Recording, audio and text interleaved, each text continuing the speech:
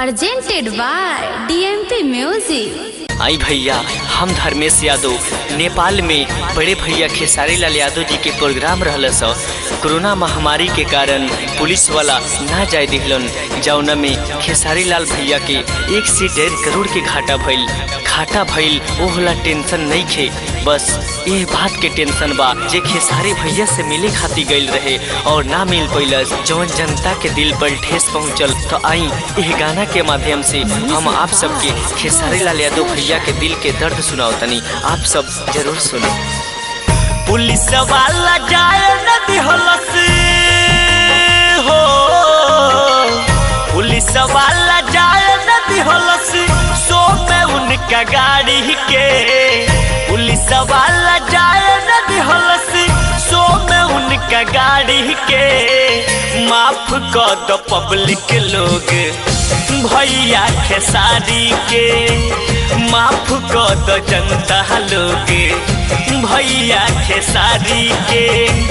Police वाला जाए नदी हलस हो, पुलिस वाला जाए नदी हलस सो में उनका गाड़ी के, पुलिस वाला जाए नदी हलस सो में उनका गाड़ी के।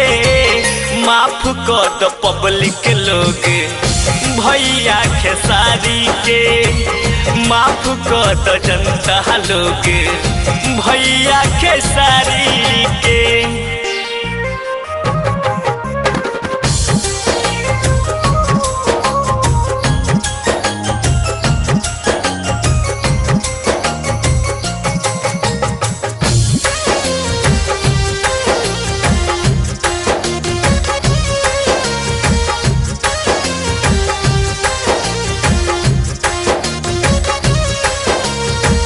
दोस्त नहीं खे उनकर बाटे, दोस्त महामारी के।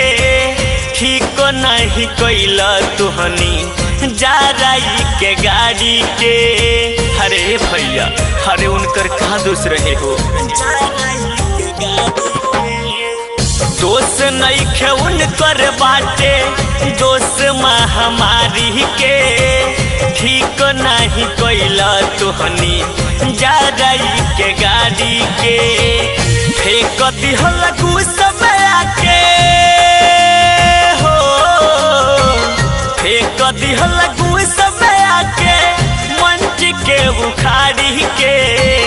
फेंक दिहल समय आके मंच के उखाड़ी के। माफ कर दो पब्लिक लोग भैया खेसारी के, माफ कर दो जनता लोग भैया खेसारी के।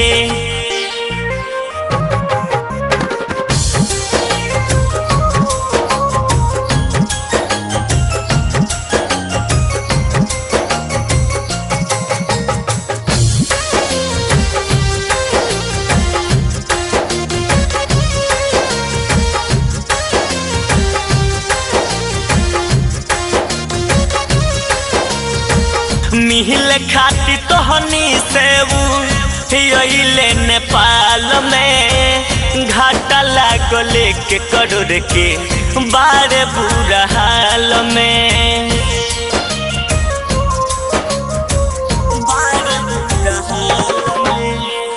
मिहिल खाती तोहनी से अइले नेपाल में। घाटा लागल के करोड़ के बारे बुरा हाल में।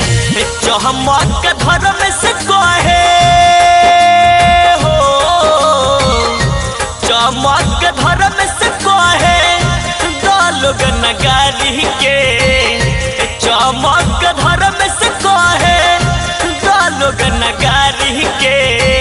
माफ कर दो पब्लिक लोग भैया खेसारी के, माफ कर दो जनता लोग भैया खेसारी के। DMP recording studio Delhi.